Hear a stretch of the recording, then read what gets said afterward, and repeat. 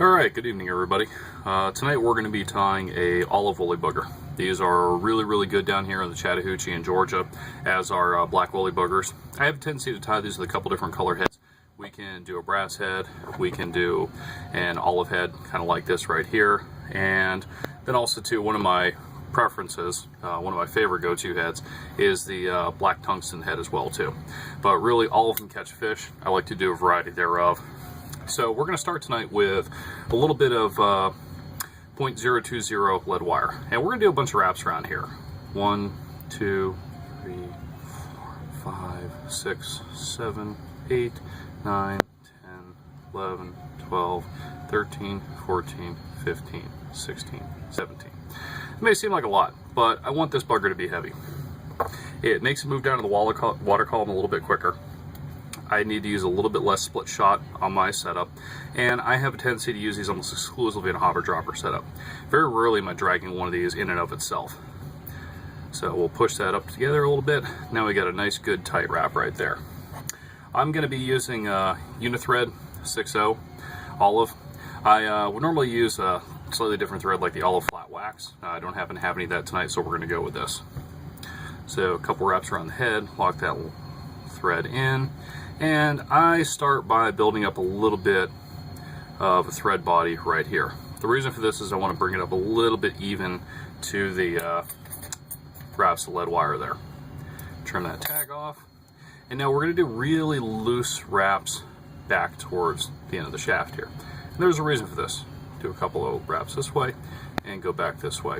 You'll notice what's happening by doing these loose wraps. I'm not getting stuck between the coils. And that's an important distinction to make. I don't want my thread jammed down between the coils of the lead. What I want it to do is get a nice, good, solid crosshatch, because this is going to give me the maximum amount of friction surface area, which means I've got a really good area for my marabou and everything else to grab onto. For me, that's important. Alright, so we're down right near the top of the curve of the hook shank right there. We've got our thread in, we've got our lead in, our head set, not going anywhere.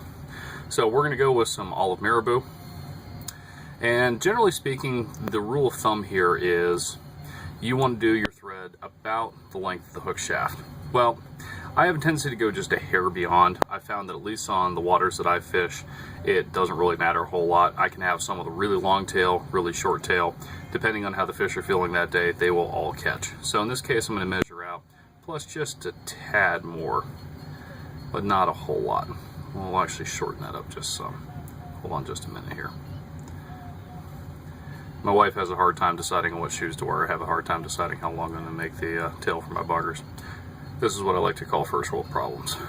Alright, so now that we're in there, we're going to do just a slight cinch loop, bring another one around. We're going to straighten this up and then tighten it down. Just do two quick wraps. Alright, so I've got my tail on, and I'm going to go ahead and use my marabou here to create a body. But before I do that, I got to bring my thread back up to the start position here. And there's a reason for this. Now, as I bring this marabou around, I'm going to use this to help build, oops, sorry, I forgot to mention, as I usually do. And I'm all hung up now. There we go.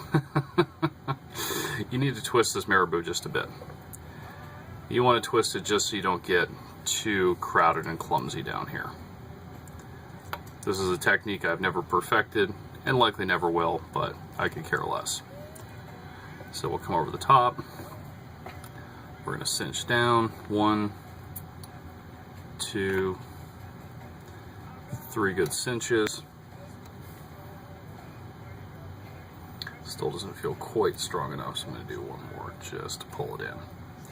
Alrighty, so I've got that cinched in now, and I'm going to take my crummier scissors, trim up through that shaft, and then I'll take my better scissors and clean up a little bit around here.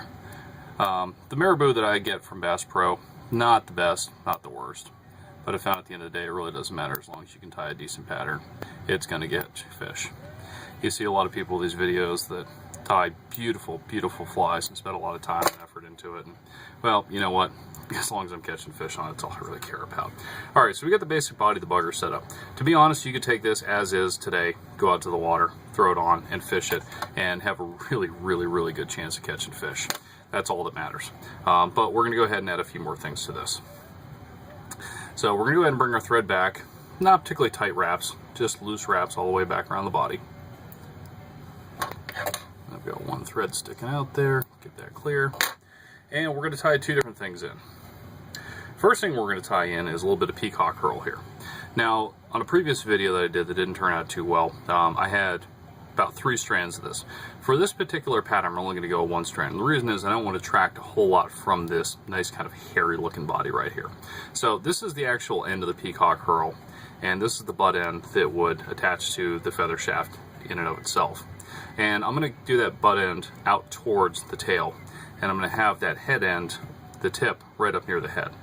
And the reason for that is I like that butt end. It's a little bit thicker, a little bit heavier, and it just seems to work out a little bit better on these. So we're going to do, if I can get my thread right, 1, 2, 3, looped in. Take and we'll trim this off here. And now I'm going to bring in my hackle material. My hackle material is just a olive saddle hackle.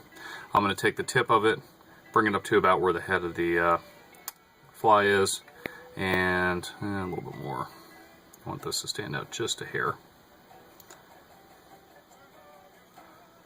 There we go. 1, 2, 3, locked in. Okay, clean that up. Close enough for government work. Alright, so we're going to leave that saddle hackle back for a second. We're going to bring our thread back up to the start position here. Once again, a little bit loose. 1 or 2 around the head just to keep it out of the way. And I pull my bobbin down since I have a non-rotary style vise. It's a good way to get out of the way. So I'm going to take this peacock herl, and I'm going to do a couple quick wraps right near the butt end, just to thicken it up some down there. And then bring this up towards the head. You see, it gives you a real kind of neat, funky look. I like this. You may find that it doesn't work very well for you. Alright, so now we're going to tie off our peacock herl here.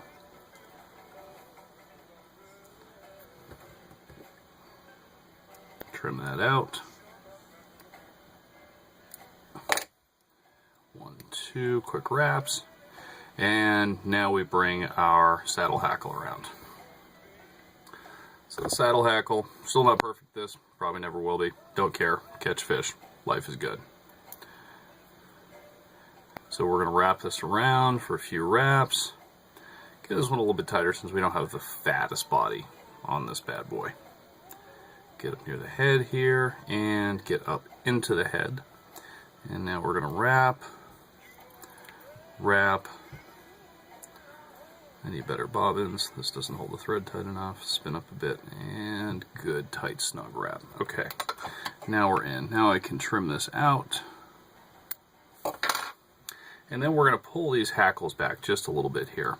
And the reason for this is I want to get a little bit of a collar built onto this. So we're going to make a few wraps around here. Get that collar sort of set in. And that's it. Now we're going to take our whip finish tool.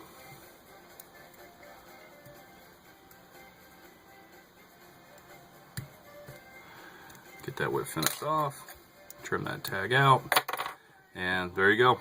Olive woolly bugger. Ain't pretty, ain't fancy, but it'll catch fish. That's all that matters.